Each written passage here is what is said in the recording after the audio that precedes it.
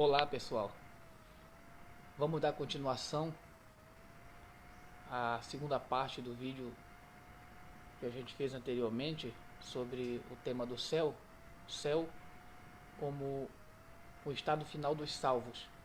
Esta é a segunda parte e eu estou aqui com a minha Bíblia Católica. Olha só, Bíblia Católica da CNBB, é assinada pelos bispos, por alguns bispos.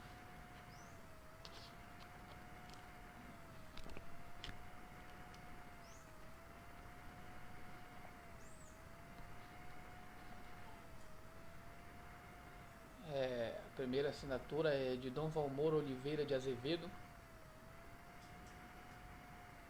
e também o cardeal Raimundo Damasceno Assis, arcebispo de Aparecida, São Paulo, presidente da CNBB. E Dom Valmor é arcebispo de Belo Horizonte, presidente da Comissão Episcopal Pastoral para a Doutrina da Fé. É a minha Bíblia Católica. Talvez você diga, mas Bíblia Católica? Sim, Bíblia Católica. E nós estamos falando sobre o céu. Quero ler alguns textos antes de continuar com a teologia sistemática, que está bem aqui assim, em 2 volumes, sempre mostro, do Norman Geisler, sobre as doutrinas do cristianismo. Eu quero ler alguns textos aqui. Eu já li no primeiro, que está no livro de São João, capítulo 14, fala de uma morada. O versículo 1, olha só, capítulo 14,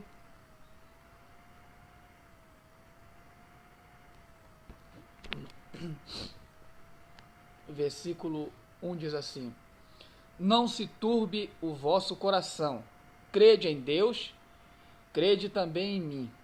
Na casa de meu pai há muitas moradas. Se não fosse assim, eu vos teria dito: eu vou preparar-vos um lugar para vós.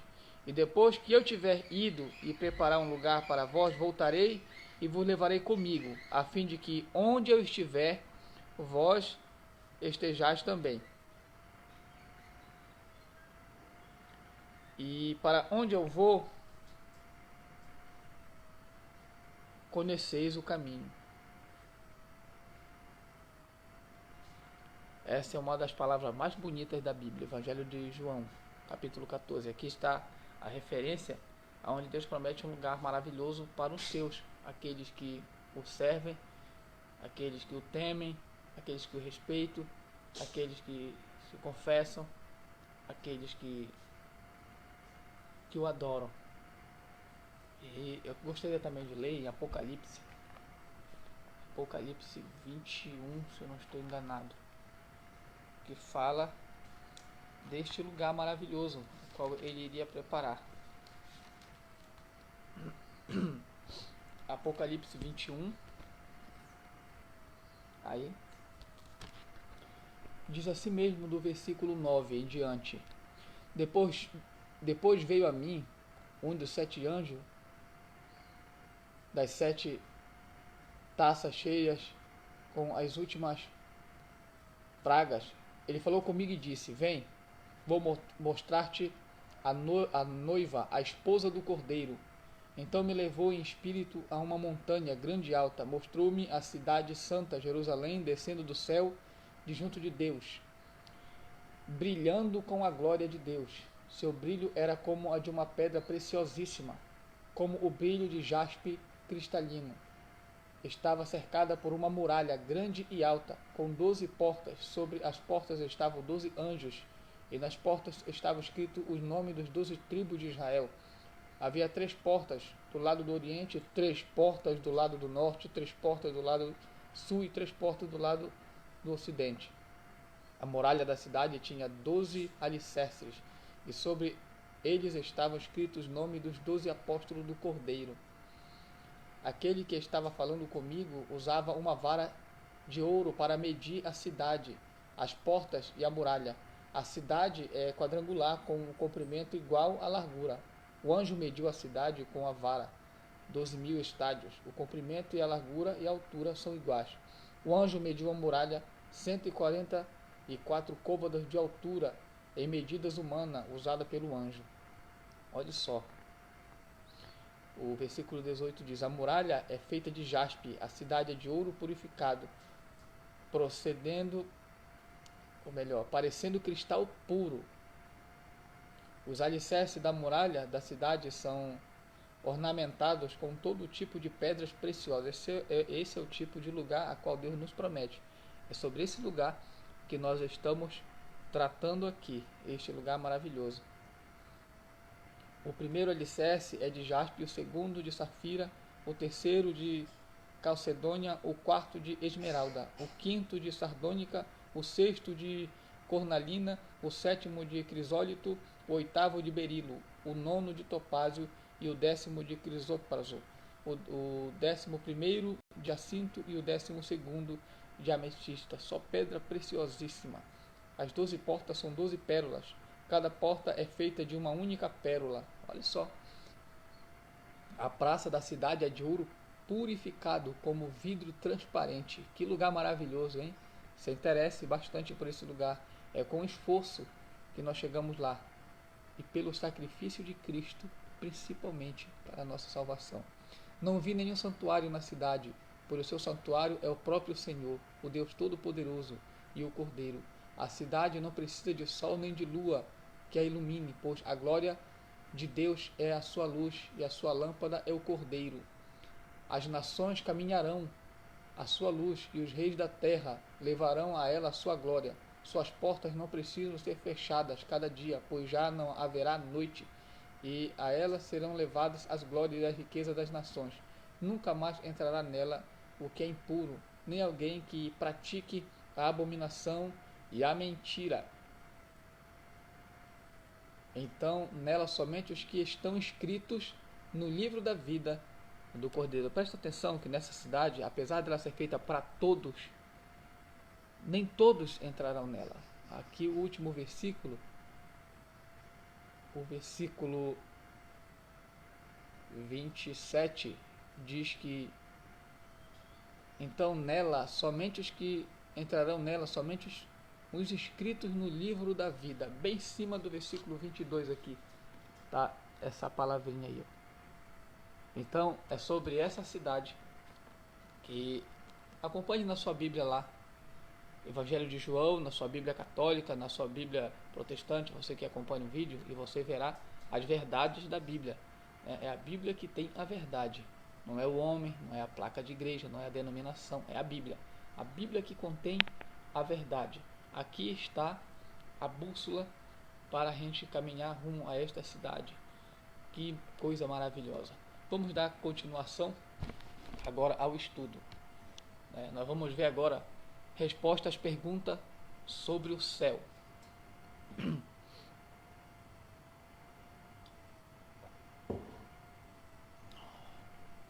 Como acontece com outra verdade suprema, quando o assunto é o céu, existem mais perguntas do que respostas. Muitas indagações não são tratadas nas Escrituras e precisam esperar a realidade final propriamente dita. Enquanto isto, nós devemos nos satisfazer com o fato de que as coisas encobertas são para o Senhor nosso Deus. Deuteronômio 29:29.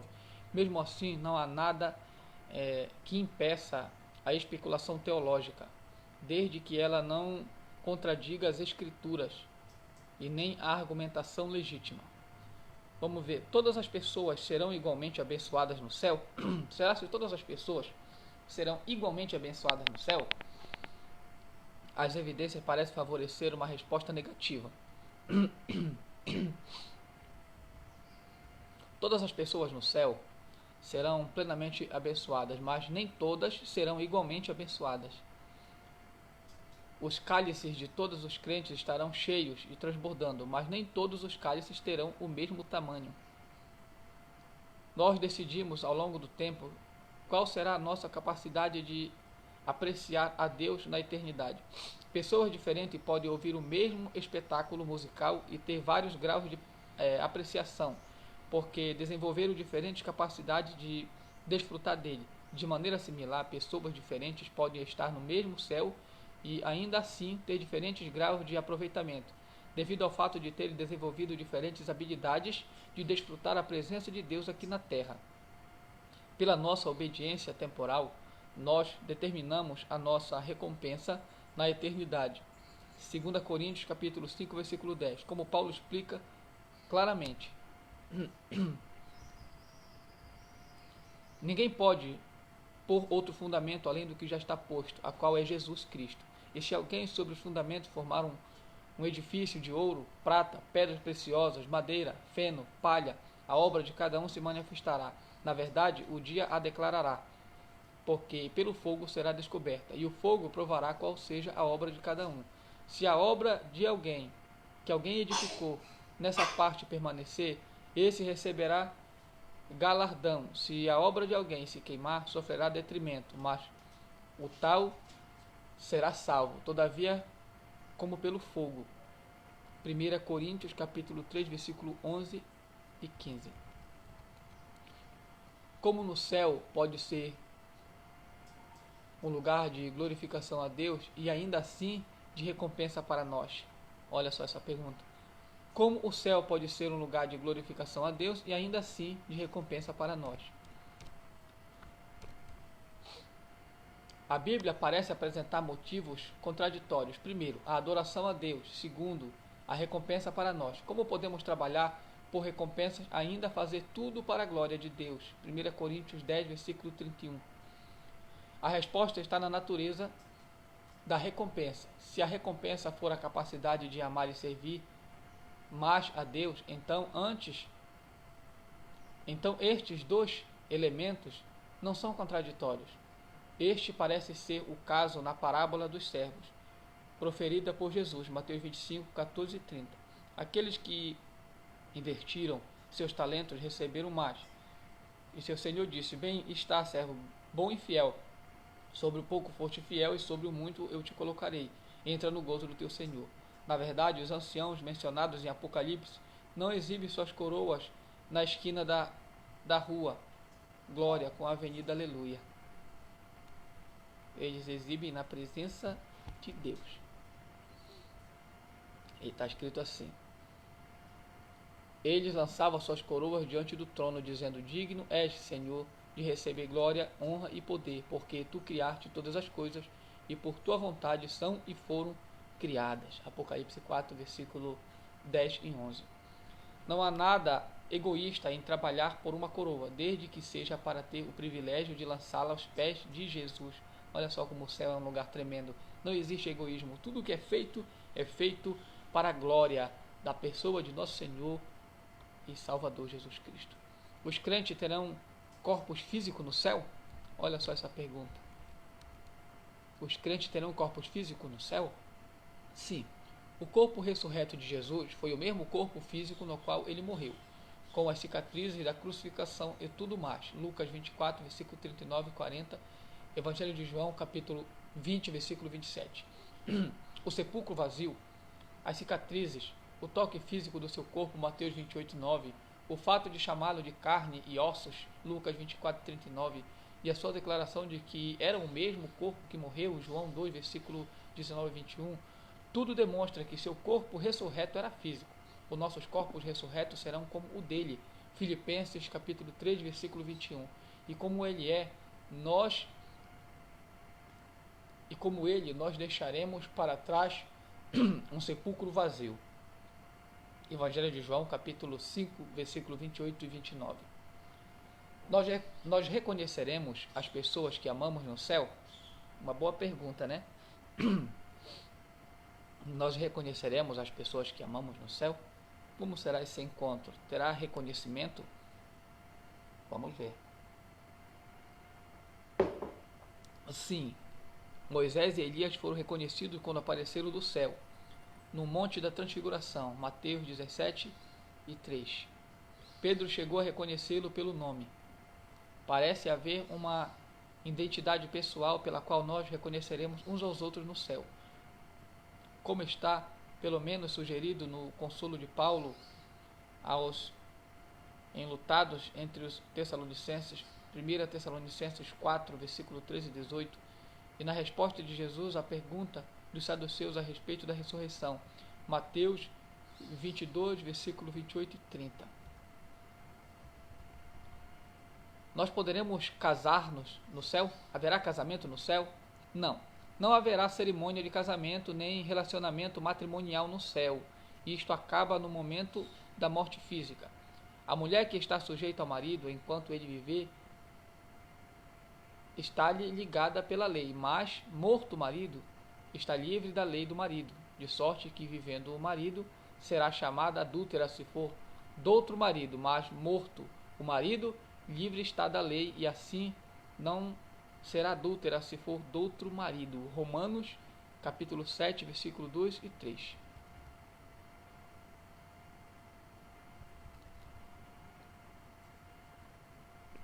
Quantas pessoas estarão no céu?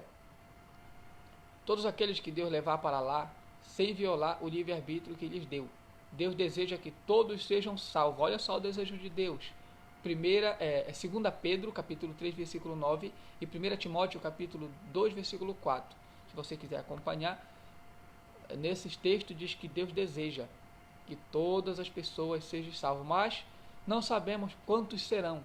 Agostinho especulou que seria uma porcentagem igual a dos anjos caídos, uma terça parte. Veja Apocalipse 12, versículo 9. Mas a Bíblia não afirma isto em nenhuma passagem. Muitos creem que somente uma pequena fração de todas as pessoas que já viveram entrará no céu, com base em passagens como Mateus 7, versículo 13 e 14. Olha só o que diz esse texto de Mateus. Entrai pela porta estreita, porque larga é a porta e espaçoso o caminho que conduz à perdição, e muitos são os que entram por ela. E porque estreita é a porta e apertado o caminho que leva à vida, poucos há que a encontrem. Olha só as palavras de Jesus em Mateus 7, versículo 13 e 14. Aí, dando uma referência, sinalizando aí que é muito difícil a gente entrar no céu.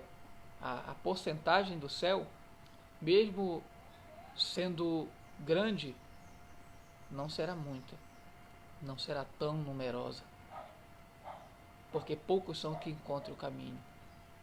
E essa é uma das tristes realidades, e é um dos motivos pelo qual Deus nos alerta através das Escrituras, como um ensinamento como esse, um estudo como esse, nos alertando para essas realidades extremas da vida na fé cristã. No entanto,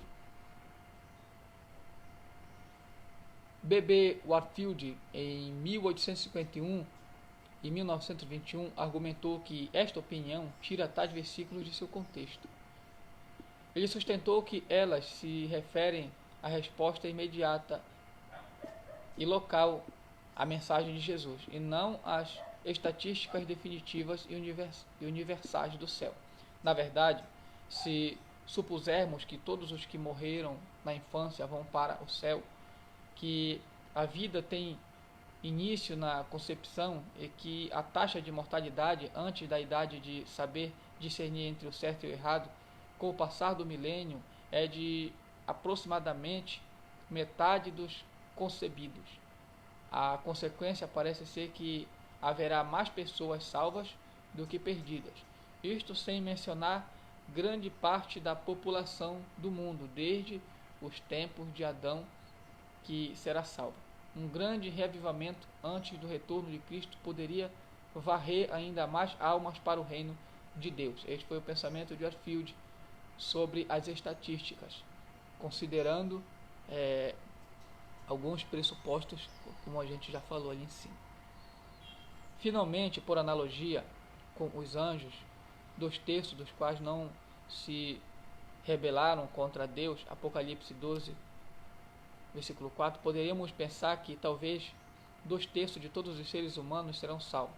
Isto também é meramente especulativo, porém, nós sabemos que o Senhor não retarda a sua promessa, ainda que alguns a tenham por tardia, mas é longânimo para convosco, não querendo que alguns se percam, senão que todos venham a arrepender-se. Olha só, Deus tem tem a esperança de que a humanidade se arrependa. Isso está em 2 Pedro, capítulo 3, versículo 9, e 1 Timóteo, capítulo 2, versículo 4. Mas, uma vez, haverá no céu tantas pessoas quanto Deus conseguir colocar ali, sem violar o livre-arbítrio que Ele deu às suas criaturas.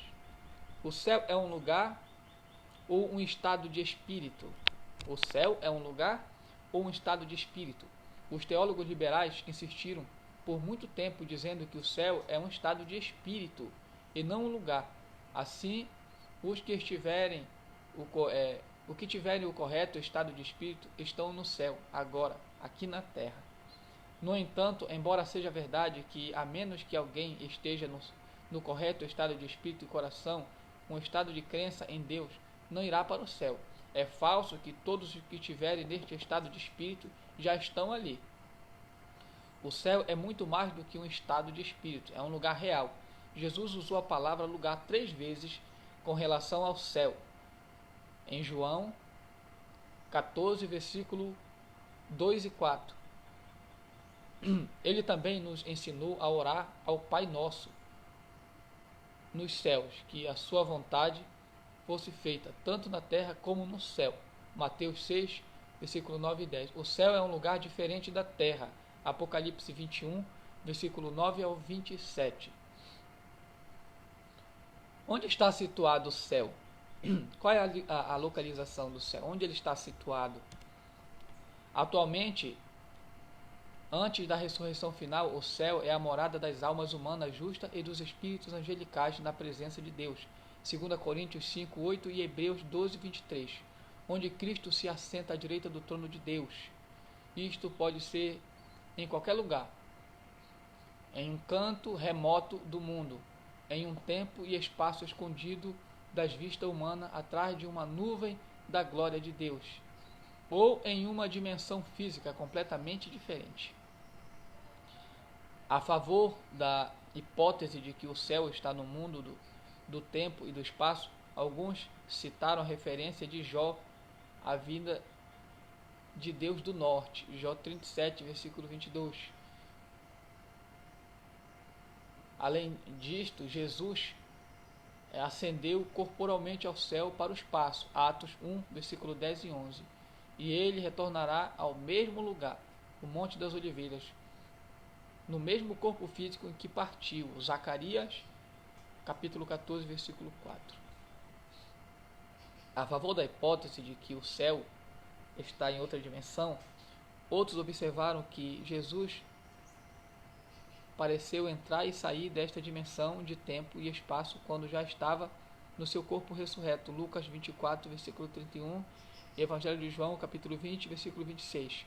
Além disto, a ciência contemporânea apresenta um universo multidimensional que permite muitas dimensões, além das 3 habituais.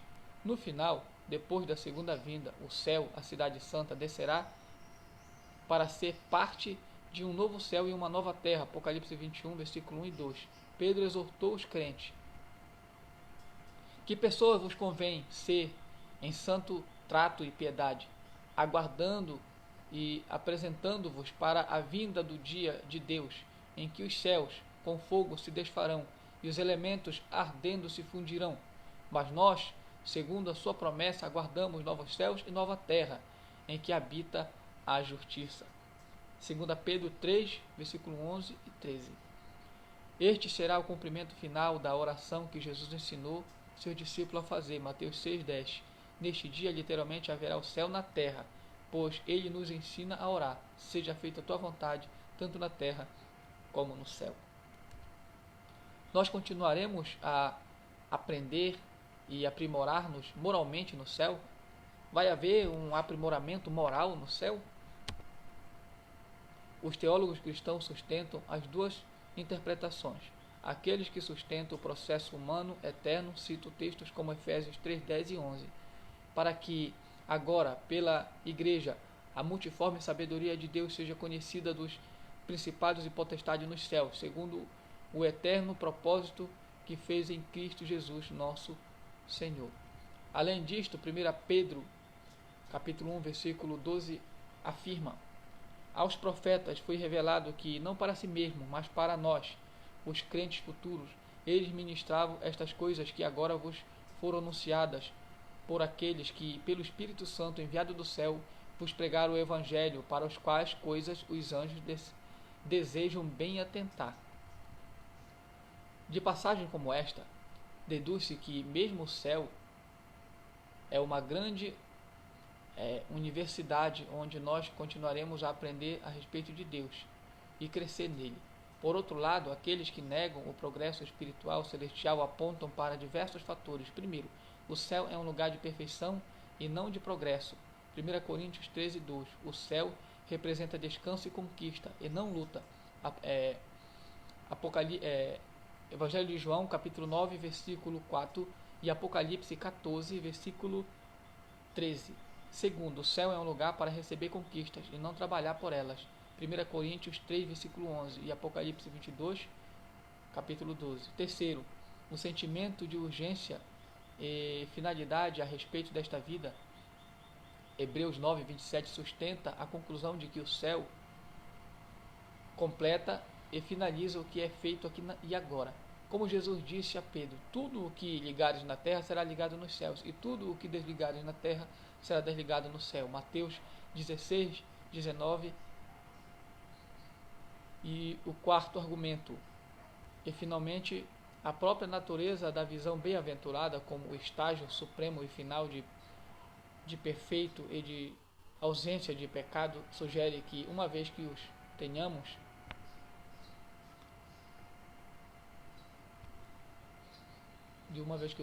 não mais estaremos aprendendo.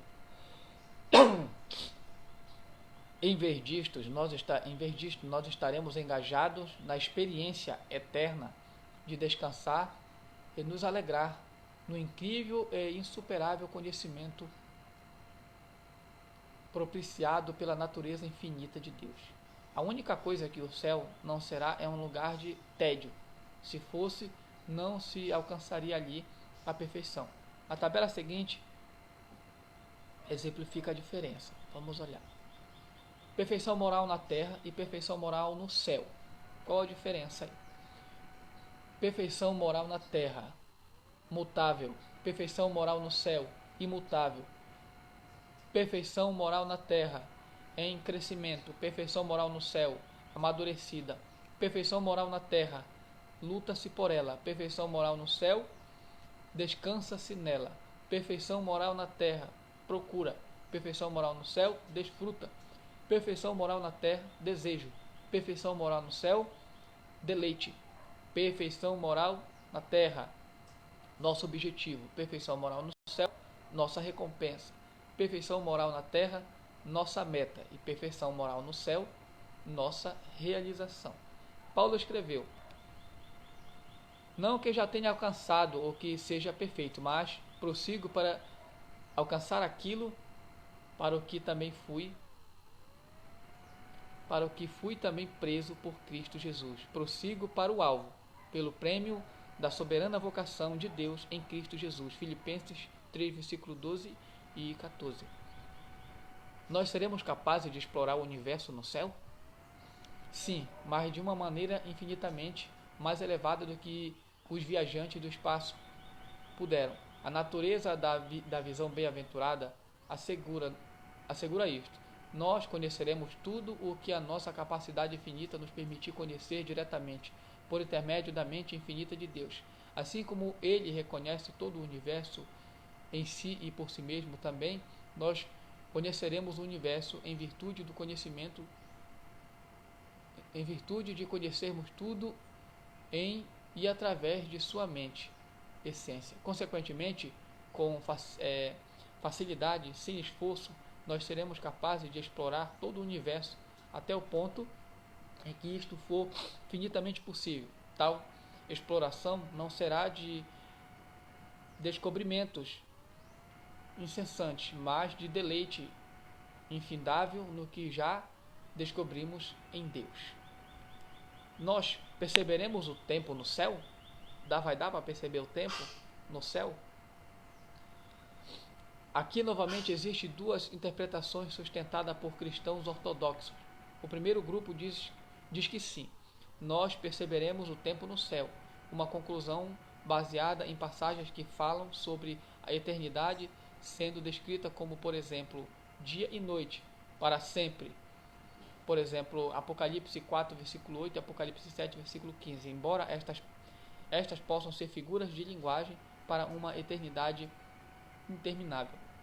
A segunda interpretação enfatiza que o céu é a morada do Deus eterno, atemporal. Nós, os bem-aventurados, teremos alcançado um estado de perfeição imutável, em que o Deus atemporal informará diretamente as nossas mentes. Como o tempo é uma medida de mudanças em que se compara os antes e os depois, nós não podemos ser temporais no céu. Se fôssemos temporais, então ainda estaríamos mudando. No entanto, seremos perfeitos, e o que é perfeito não precisa mudar. Se a perfeição mudasse, teria que ser uma mudança para melhor. Nós não podemos ser melhores do que absolutamente perfeitos. Ou uma mudança para pior. Não podemos piorar no céu, uma vez que os seres humanos no céu não podem perceber o tempo, nem sendo finitos, ser completamente imutáveis como Deus. Os teólogos medievais deram outro nome a este estado, que é a Aevitenite. Nosso estado de Aevitenite será semelhante ao dos anjos, que não percebem o tempo por natureza, mas podem se relacionar com ele por meio de suas atividades. Vamos ver agora a base teológica para a doutrina do céu.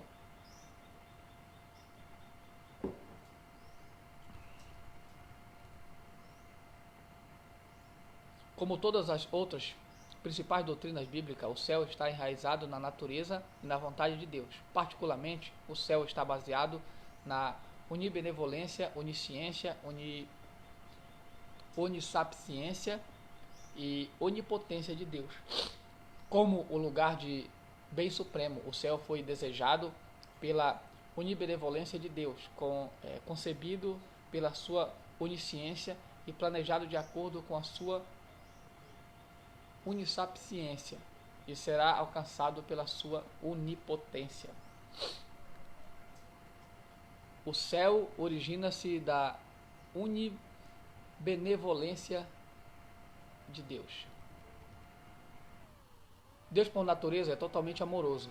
Ele não deseja que ninguém pereça, 2 Pedro 3,9, mas que todos os homens venham ao conhecimento da verdade, 1 Timóteo 2,4.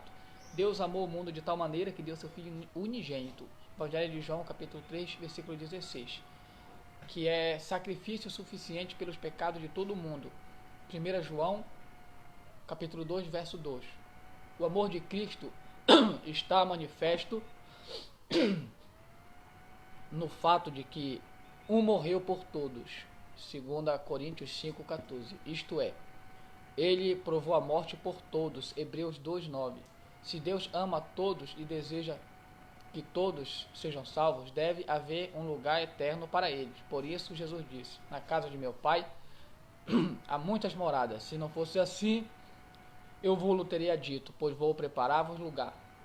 João 14, verso 2. Na Bíblia, este lugar é chamado de céu. Mateus 6, verso 9. O céu origina-se da onisciência de Deus.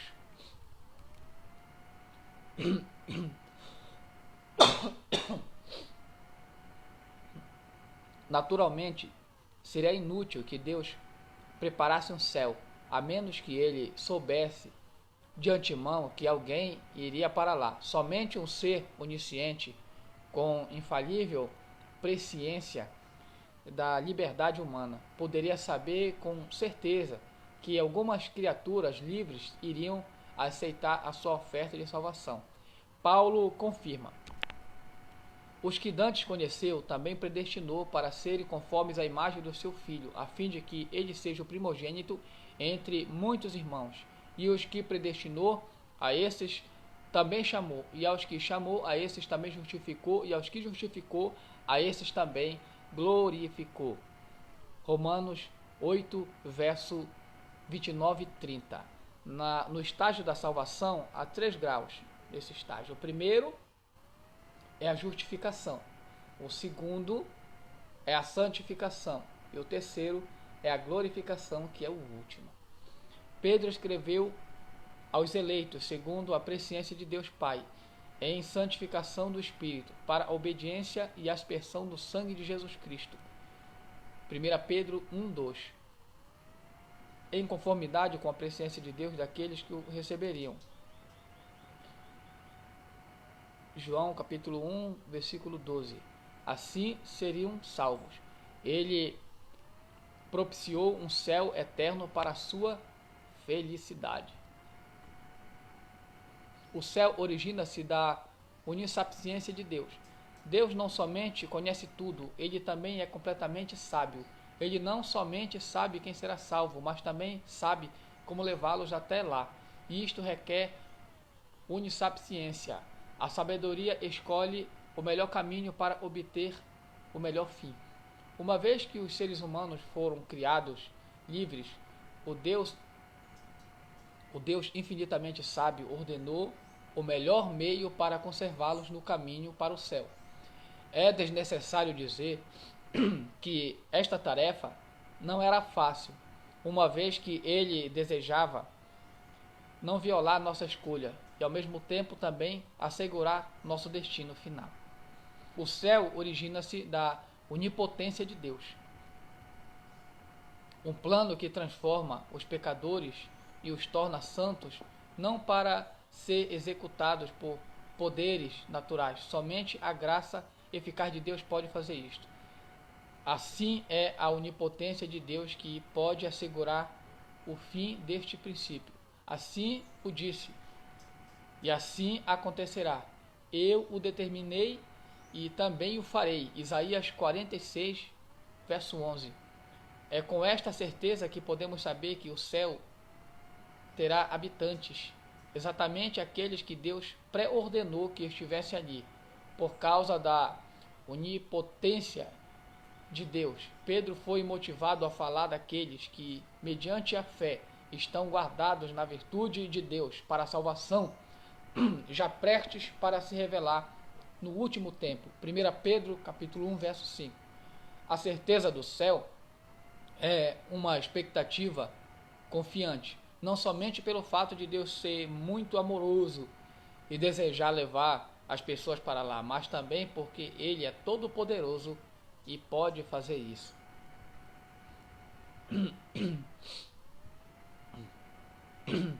Vamos ver a base histórica para a doutrina do céu.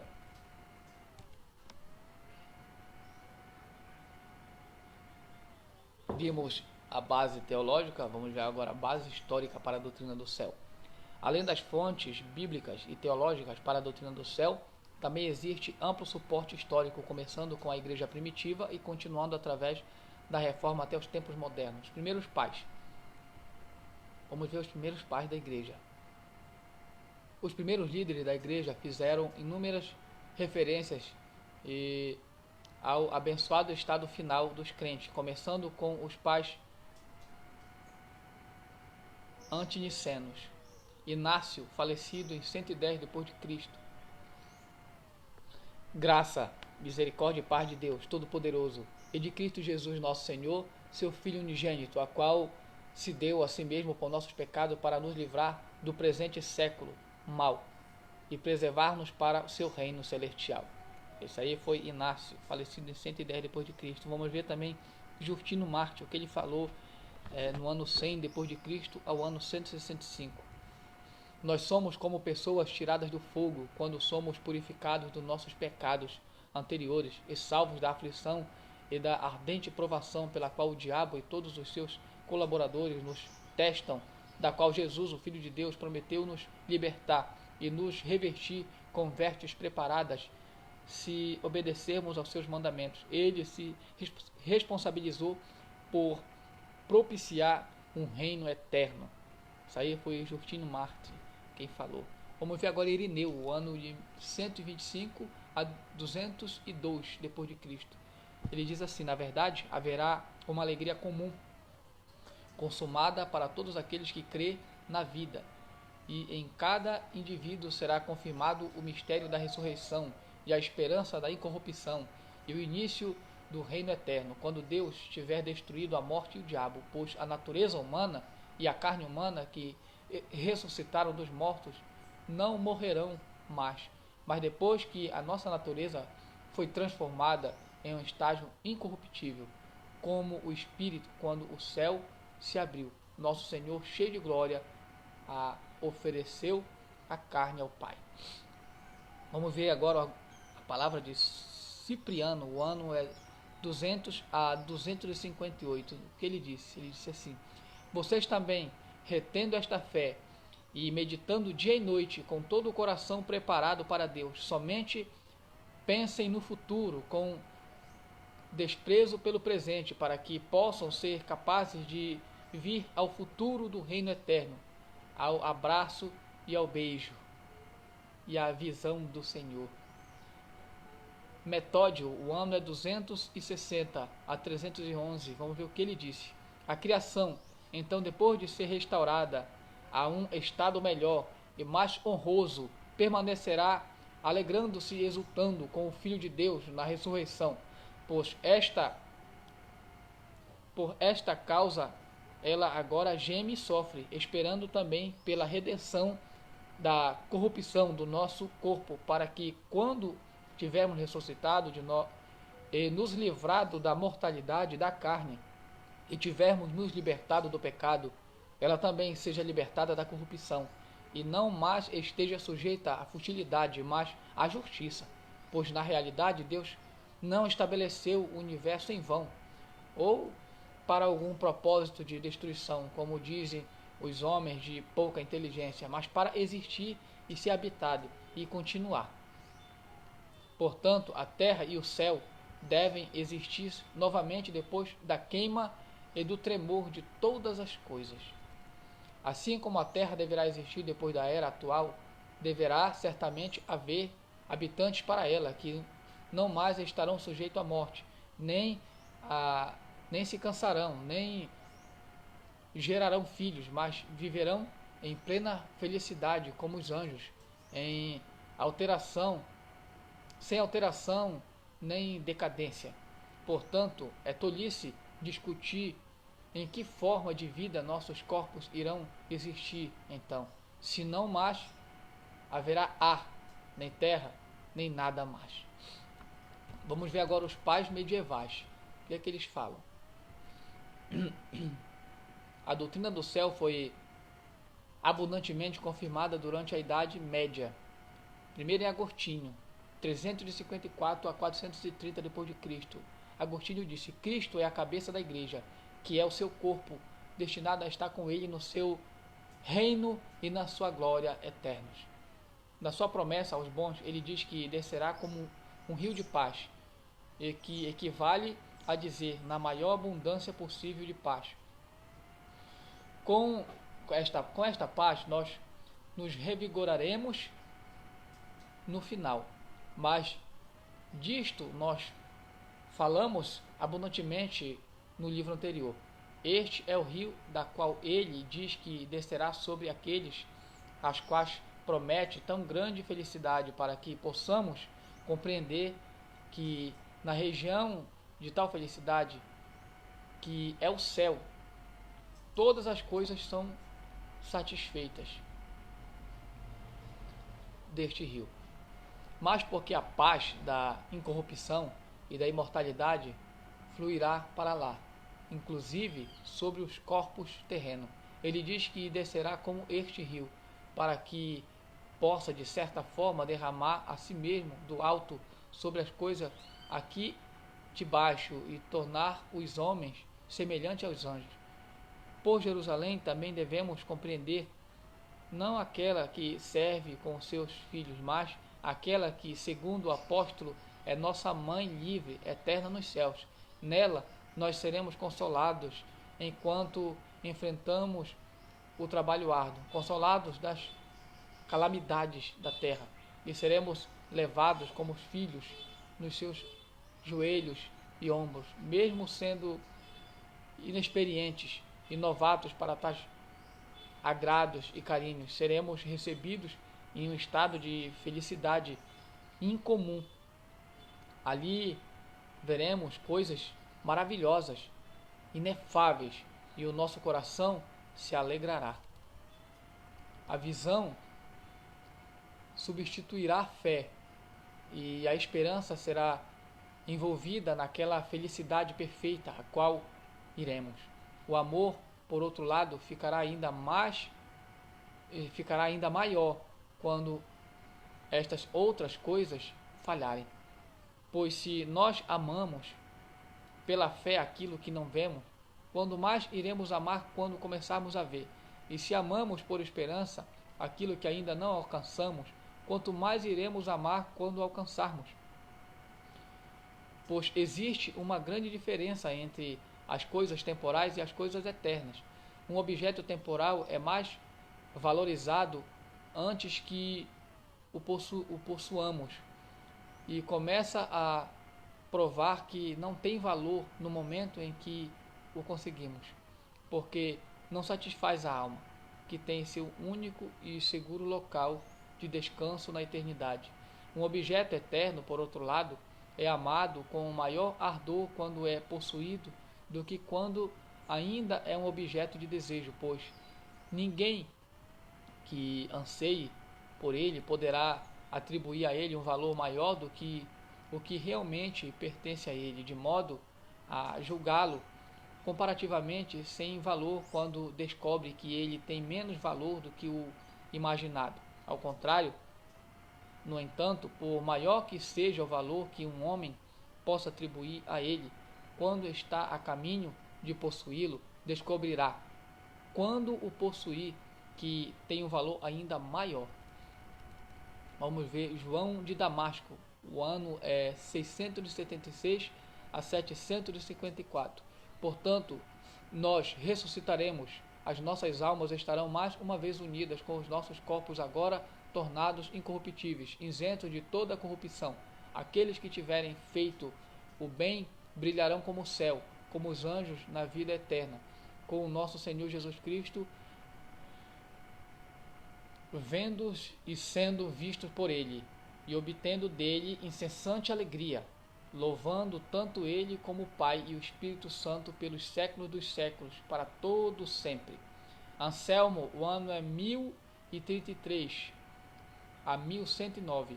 Se a rapidez ou a tolerância ou a liberdade do corpo, que nada pode suportar,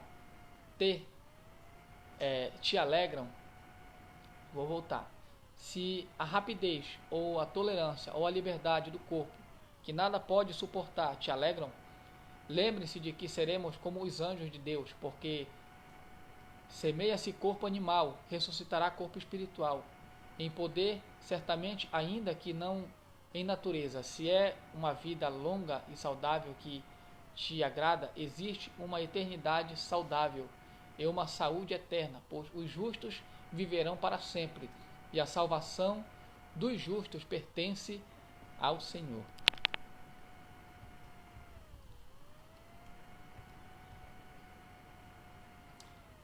Se são horas e riquezas, Deus fará seus bons servos governantes sobre as principais coisas dos homens. Na verdade, eles serão chamados filhos de Deus, e deuses, onde estiver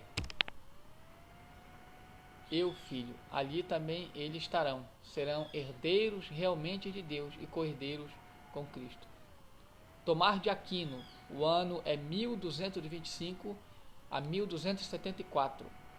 Ele não pode ser compreendido pelo nosso intelecto, mas o nosso mais perfeito conhecimento dele como peregrinos é saber que ele está acima de tudo e que nosso intelecto pode conceber, e assim estamos unidos a ele como alguma coisa desconhecida. No céu, no entanto, nós o veremos de uma forma que é a sua essência e estaremos unidos a ele como alguma coisa conhecida. O princípio característico das mansões ou graus de bem-aventurança tem duas partes, especificamente próxima e remota. O princípio próximo é a diferença de disposição que haverá nos benditos, de onde resultará a diferença de perfeição neles com respeito à operação de bem-aventurança, ao passo que o princípio remoto é o mérito pela qual eles obtiveram tal bem-aventurança. Na primeira maneira, as mansões são distinguidas segundo a caridade, o amor do céu, de modo que quando mais perfeita ela for em uma pessoa, mais a tornará capaz de enxergar a clareza divina, de cujo aumento dependerá o aumento da perfeição da visão divina. Na segunda maneira, as mansões são distinguidas segundo a caridade do caminho, pois nossas ações são meritórias, não pela substância da ação, mas somente pelo hábito de virtude com que elas são informadas. Toda virtude obtém a sua eficácia meritória da caridade, do amor, que tem o próprio fim como seu objeto. Assim, a diversidade de méritos deriva, melhor dizendo, da diversidade de caridade, e assim a caridade do caminho irá distinguir as mansões sob a forma de mérito. Vamos ver os teólogos da Reforma. Os grandes reformadores, de igual maneira, se apegavam firmemente à doutrina escritural e tradicional do céu. A segunda contribuição exclusiva foi enfatizar a simplicidade do plano da salvação pela qual as pessoas chegam a este lugar final de felicidade suprema. Vamos ver o primeiro dos teólogos da Reforma, que é o Martinho Lutero. O ano é 1483 a 1546. A vinda do reino de Deus a nós acontece de duas maneiras. Primeiro, aqui no tempo, por meio da palavra e da fé. Segundo, na eternidade, sempre por meio da revelação. Nós oramos por estas duas coisas, para que possa vir aquele que ainda não estão nelas, e por acréscimo diário a nós que a recebemos, e no futuro na vinda eterna. Tudo isto não é nada mais que dizer: amado Pai, nós oramos, dá-nos primeiro a Tua palavra para que o Evangelho seja pregado apropriadamente por todo mundo, e segundo, para que ele seja recebido em fé e opere e viva em nós, de modo que pela palavra e pelo poder do Espírito Santo o Teu reino possa prevalecer entre nós, e o reino do diabo seja derrubado, para que não tenha mais direito ou poder sobre nós, até que por fim seja completamente destruído, e o pecado, a morte e o inferno sejam exterminados, para que possamos viver para sempre em perfeita justiça e bem-aventurança, disse Martinho Lutero.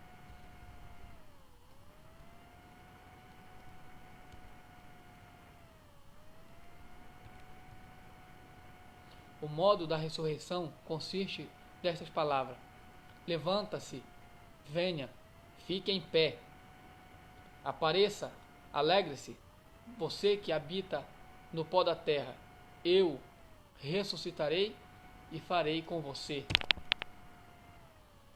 Este dedo com que eu aponto deve retornar para mim.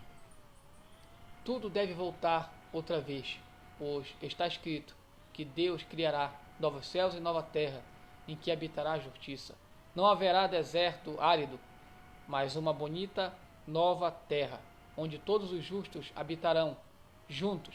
Não haverá animais carnívoros, nem criaturas venenosas, pois ele, como nós, serão libertos da maldição do pecado. Serão tão amistosos para nós como eram para Adão no paraíso. Haverá cãezinhos de pelo dourado, brilhando como pedras preciosas.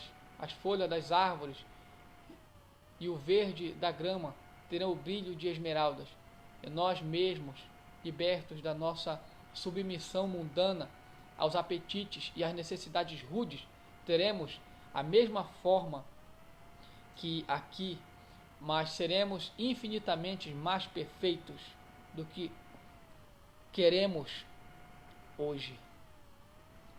Nossos olhos serão radiantes como a mais pura prata, e nós estaremos isentos de toda doença e tribulação. Nós contemplaremos o glorioso Criador face a face, e então inefável satisfação será encontrar nossos parentes e amigos entre os justos. Se todos nós fôssemos como uma só pessoa aqui, teríamos paz entre nós, mas Deus ordena as coisas de outra maneira para que possamos ansiar e suspirar pela casa paterna futura, e para que nos cansemos desta vida problemática. Então haverá uma alegria incalculável entre os eleitos, porém a maior tristeza e o maior desespero entre os condenados. Vamos ver João Calvino, o ano é 1509 a 1564. Tudo o que foi dito até aqui sobre a nossa salvação nos convoca a elevar nossas mentes para o céu, para que, como exorta Pedro, ainda agora não vejamos a Cristo, ainda assim crendo, possamos nos alegrar com um gozo inefável e glorioso, recebendo o final da nossa fé, a salvação de nossas almas. Por esta razão, diz Paulo, a fé e a caridade dos santos dizem respeito à fé e à esperança que está reservada para ele nos céus. Colossenses 1, verso 5. Quando nós tivermos nossos olhos fixos em Cristo no céu, e nada na terra nos impedir de dirigi-los à felicidade prometida, haverá um verdadeiro cumprimento das palavras. Onde estiver o vosso tesouro, aí estará também o vosso coração. Mateus 6, 21. Que haja um princípio fixo em nossos corações de que o reino dos céus não é salário de servos, mas a herança dos filhos. Efésios 1, 18. Uma herança obtida por aqueles que o Senhor adotou como filhos e obtida por nenhuma outra causa além desta adoção. De modo algum o filho da escrava herdará como o filho da livre. Gálatas 4, verso 30. E assim, nestas mesmas passagens em que o Espírito Santo promete a glória eterna como a recompensa pelas obras, chamando-a expressamente de herança, ele demonstra que ela nos é dada pelo Senhor. Assim como Cristo enumera as obras pelas quais ele concede o céu como uma recompensa, enquanto chama os seus eleitos à posse deste, mas ao mesmo tempo acrescenta que o céu deverá ser possuído por direito de herança. Isso está em Mateus 25, versículo 34. Vamos ver agora os mestres da pós-reforma. O espaço não permite uma abrangente lista de citações dos doutores da igreja deste período, uma vez que a abundância do seu testemunho é razoavelmente conhecida. Algumas poucas referências serão suficientes aqui. Jonathan Edwards, o ano 1703 a 1738. O céu que eu desejei era um céu de santidade, estar com Deus e passar a minha eternidade no amor divino, em santa comunhão com Cristo. Minha mente estava completamente dominada com a contemplação do céu e as alegrias dali, e vivendo ali em perfeita santidade, humildade e amor. E naquela ocasião parecia uma grande parte de felicidade no céu, o fato de que ali os santos pudessem expressar seu amor a Cristo. Não é uma sólida objeção contra Deus o fato de ele desejar uma união infinitamente perfeita da criatura consigo mesmo, e o fato de que jamais chegará o momento particular com que se poderá dizer: a união agora é infinitamente perfeita. Deus, ao glorificar os santos no céu, com a eterna felicidade, deseja satisfazer a sua infinita graça ou benevolência, pela acessão de um bem infinitamente valioso, porque é eterno e, no entanto, jamais chegará o momento quando se poderá dizer: agora este bem infinitamente valioso foi realmente concebido. O que pode ser mais razoável do que crer em um homem quando ele diz que é enviado por Deus para curar as enfermidades das nossas almas e para que possamos crer nele? Cura todos os tipos de homens, de todos os tipos de eternidade.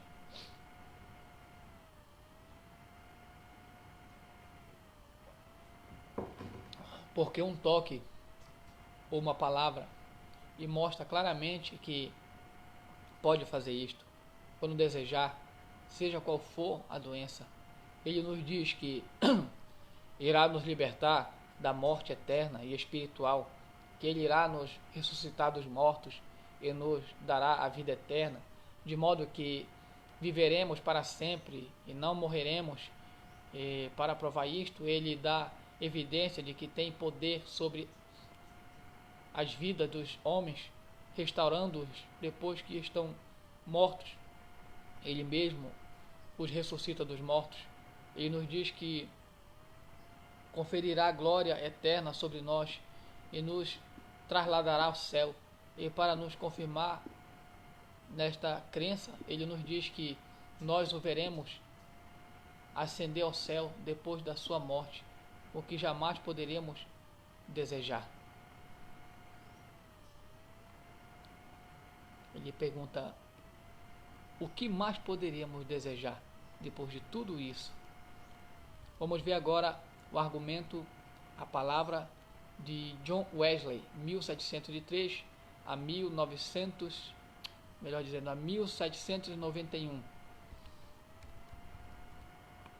Se eles tiverem firmemente o princípio da sua confiança até o fim, sem dúvida receberão uma promessa duradoura da parte de Deus, que romperá os limites do tempo e se estenderá por toda a eternidade. Mas aqui há outra armadilha preparada para nossos pés. Embora desejamos ardentemente aquela parte da promessa que deverá se cumprir aqui para a liberdade da glória dos filhos de Deus, podemos inadvertidamente nos afastar da consideração da glória que está revelada. Nossos olhos podem, sem perceber, se desviar daquela coroa que o justo juiz prometeu dar aquele dia a todos os que amarem a sua vinda. E nós poderemos ser afastados da visão daquela herança incorruptível que está reservada para nós no céu. Assim diz o Criador e governante do universo: eis que faço nova todas as coisas. Tudo o que está incluído naquela expressão do apóstolo, um novo céu e uma nova terra. O novo céu, a palavra original do livro de Gênesis, está no plural. Na verdade, esta é a linguagem constante das Escrituras. Não céu, mas céus. Desta maneira, os antigos autores judeus estão acostumados a calcular 3 céus. E em conformidade com isto, o apóstolo Paulo fala de ter sido arrebatado até o 3º céu. O 3º céu, que normalmente se supõe que é a residência mais imediata de Deus, na medida em que alguma residência pode ser atribuída a seu Espírito onipresente, que impregna e enche todo o universo. É ali, se falarmos à maneira dos homens, que o Senhor se assenta sobre o seu trono, rodeado de anjos e arcanjos e por todos os seus ministros, das quais faz um fogo abrasador. Certamente não haverá angústia no céu. Ali todas as lágrimas serão enxugadas de nossos olhos. Mas se fosse possível que a tristeza entrasse ali, nós sofreríamos com esta perda irreparável. Ela terá ela será irreparável no futuro, mas não agora. Agora, pela graça de Deus, nós podemos escolher o caminho ainda mais excelente. Comparemos este em alguns detalhes com o caminho em que a maioria dos cristãos anda. Vamos ver Charles Spurgeon, o ano é 1834 a 1892. Tê-lo visto no frescor da beleza da sua ressurreição e o que ele será na sua glória quando vier novamente pela segunda vez, e todos os seus santos anjos com ele, quando ele se assentará no trono da sua glória, e o céu e a terra fugirão diante da sua face. Ao seu povo ele então será totalmente desejável. Os anjos o adorarão, os santos, tornados perfeitos, se prostrarão diante dele, e nós mesmos sentiremos que, por fim, nosso céu estará completo. Nós o veremos e, sendo como ele, estaremos satisfeitos. Como o céu se aproxima de nós quando pensamos em vê-lo como ele é e ser como ele, em breve nós contemplaremos a visão bem-aventurada da qual ele será o centro e o sol. Com este pensamento, a nossa alma cria asas, a nossa imaginação alcança voo, enquanto a nossa fé, com olhos de águia, contempla a glória. Pensando neste feliz período, quando estaremos com o nosso amado para sempre, estamos prontos para desfazer com alegria. Estamos prontos para desfalecer com alegria, melhor dizendo. Está próximo, muito próximo do que pensamos. O céu é um lugar de perfeita santidade, um lugar de culto totalmente isento de pecado, o lugar da glória eterna. E não há nada que nos prepare para o céu como este descanso que Jesus nos dá. O céu deve estar em nós, antes que nós estejamos no céu. Aquele que tem este descanso tem o início do céu aqui embaixo. Enoque estava praticamente no céu quando andava com Deus na terra, e somente tinha que continuar naquele santo caminho para encontrar-se e realmente no céu. Este mundo é parte da grande casa do nosso Senhor, da qual o céu é o andar superior. Alguns de nós poderemos ouvir o chamado do Mestre: sobe aqui, mais cedo do que pensamos. Então, embora descansemos em Cristo, ali descansaremos com Cristo. Quando mais tivermos deste abençoado descanso agora, mais preparados estaremos para o repouso que resta para o povo de Deus, esta eterna observância do sábado no paraíso que está no alto. Agora vamos ver a conclusão. O céu é o destino definitivo dos salvos, é um lugar e não um mero estado ou condição. O céu é o lugar onde Deus habita, onde existe absoluta perfeição. O céu é onde todos os crentes irão receber a visão bem-aventurada e, como consequência, jamais serão capazes de pecar outra vez. Não porque a sua liberdade estará perdida, mas porque ela estará completamente realizada. Pois, como ocorre no casamento, a liberdade de uma pessoa é restrita a ela, abandona todas as outras e se apega em amor unicamente à pessoa amada. Embora seja um lugar de perfeição, o céu não representa uma perfeição estática e imóvel, mas uma perfeição dinâmica e ativa. O céu não irá incluir a luta pela perfeição, como fazemos na terra, mas o descansar, alegrar-se e desfrutar a perfeição que obtivemos por meio da obra indescritível de Deus. Então, essa foi a parte final, a segunda parte do tema do céu. Espero que que tenha ajudado alguém de alguma forma possível. Pegue a sua Bíblia, as referências que são citadas você pode ir lá confirmar. Eu estou aqui com a minha. Pegue a sua aí, faça bom uso, deixa Deus te abençoar, deixa Deus transformar a tua vida, se entregue à palavra de Deus, porque é a palavra de Deus que traz o conhecimento para a nossa libertação. A Bíblia diz: conhecereis a verdade e a verdade vos libertará. Esta foi a parte do céu. Deseje o céu, almeje o céu, lute pelo céu, busque o céu, corra em direção ao céu, se apresse pelo céu, invista no céu, faça tudo, mas chegue até o céu. Infelizmente, não é todos que vão para lá. Isso está explícito, né, na parábola do rico e do Lázaro, em Lucas 16. Está aqui na Bíblia. Lucas 16.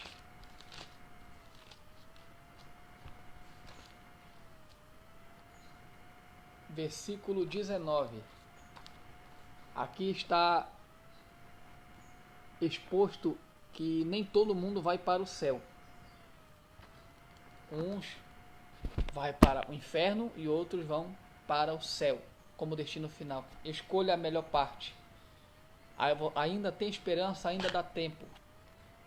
Escolha a melhor parte e seja eternamente feliz. Que Deus te abençoe. Até o próximo vídeo.